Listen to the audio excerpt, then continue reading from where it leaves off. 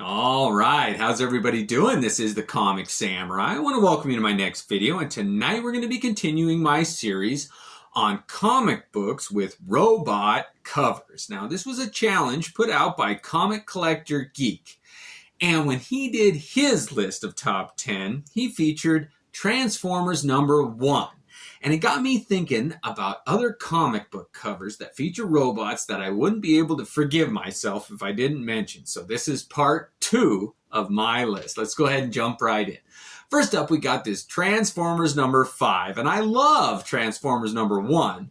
But this cover really hit home to me. It was one of the few Transformers that I ever had. And that cryptic message of the Transformers are all dead. It just sums up what the Transformers series could be, and I really enjoyed that one. Moving on, we got Machine Man #1, and it features a cover by Barry Windsor Smith. And this was a comic that was suggested to me by one of my followers, the Holy Harlot. And it got me thinking about early Barry Windsor Smith stuff, and I agreed. This one could not be left off of my list. It really is a great issue, and it's 4-issue limited series, and in each one, you see a progression of the Machine Man becoming more and more human-like. That first issue was very robot-like, and as you go through the covers, #2 on to #3, you see a progression. And I always like a comic book series that tells a story with the covers. And you can look at these first issues and just see a progression, that this story is going to be about Machine Man rediscovering his humanity. And it's told in these covers. And I love the colors on these. They look like they were done with watercolors or some real bright, vivid way of conveying these colors. And I just really liked all 4 of these. And I wouldn't be able to forgive myself if I didn't mention them.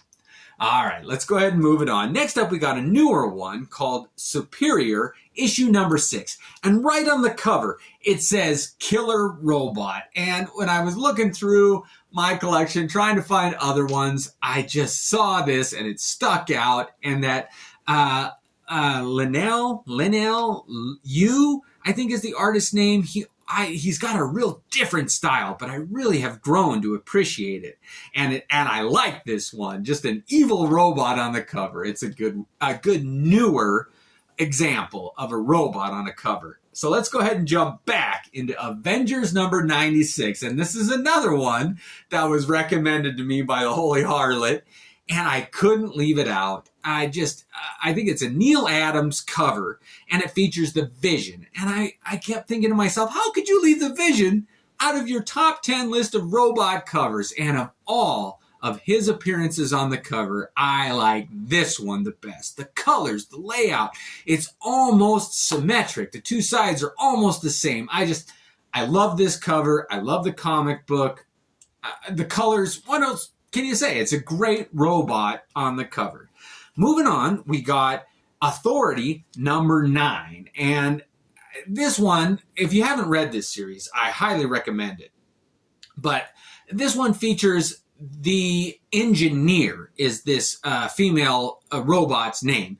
And it's a humanistic character, but she's got these microscopic robots all over her, nanobots or whatever they call them. And I just love how they did this art with the reflection on her skin and all the contours. They really did a good job. I dig this. I think it was Brian Hitch, but the whole crux of this cover is the reflection off that metallic body. I really dig this one. Next up, we got Avengers #19, and it was brought to my attention by a few of my viewers that I forgot Ultron.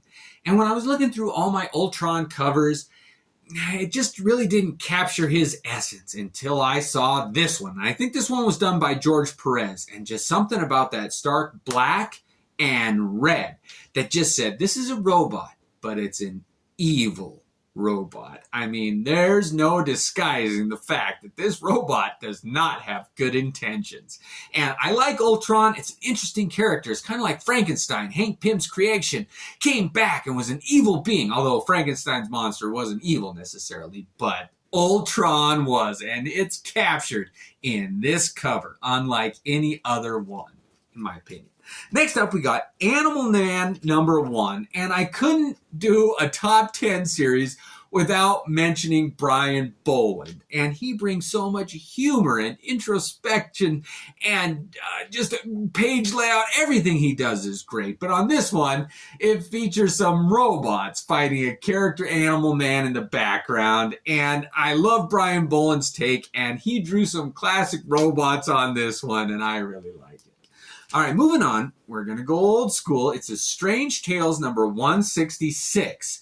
And it features Doctor Strange and a robot, an evil robot on the cover. And there's something about, when Comic Collector Geek did his original series, he mentioned that he likes that old school drawing of the robot where they have the lightning bolts coming out. Like they're being controlled by some off-site radio-controlled person. But this one is one of my best examples of an old school robot. I really like that one.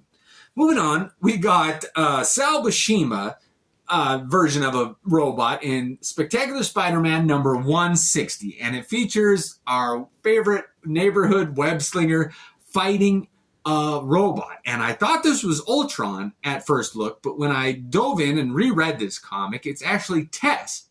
This is the same robot whose adamantium-laced exoskeleton fought Wolverine in that Captain America Annual 8. And I like that robot. It is almost indestructible, and it goes up against a cosmic Spider-Man in this one. I really dig that.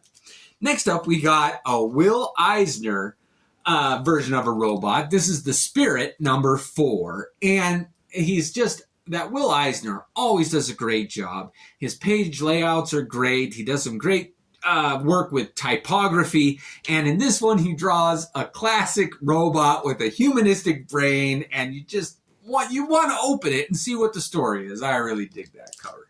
Next up, we got Star Wars Dark Empire 2 #5, and I felt remiss. I felt terrible after doing my first part of this series where I didn't mention any droids. I mean, when you think robots, some of the best leading robots are C-3PO and R2-D2, and they're featured on the cover of this comic book along with Lando Calrissian.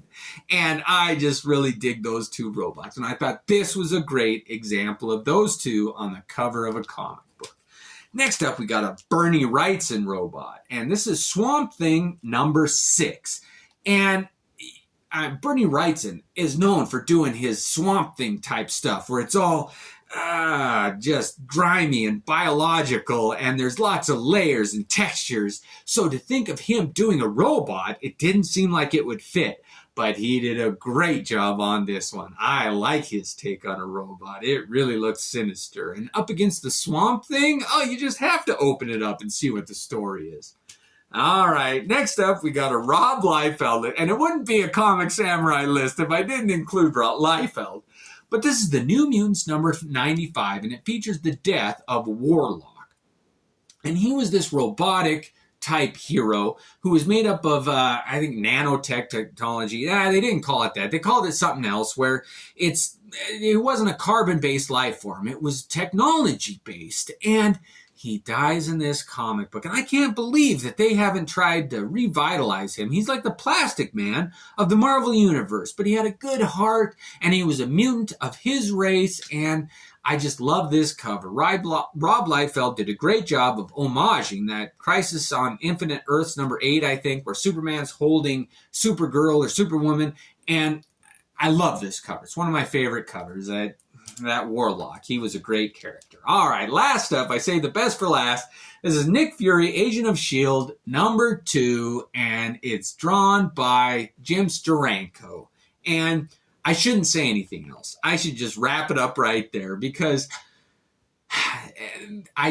Jim Steranko stuff is, none of his work is a hidden gem. None of it has not been talked about. And #1 of this series is a classic, but I think this #2 with the deep reds and the way he drew that robot, I just really dig this cover. I think it should be held with the same accolades as issue #1. But that wraps up my second part of my series of comic books with robot covers. I hope you enjoyed. Let me know if I forgot any. Thanks again. Have a great night.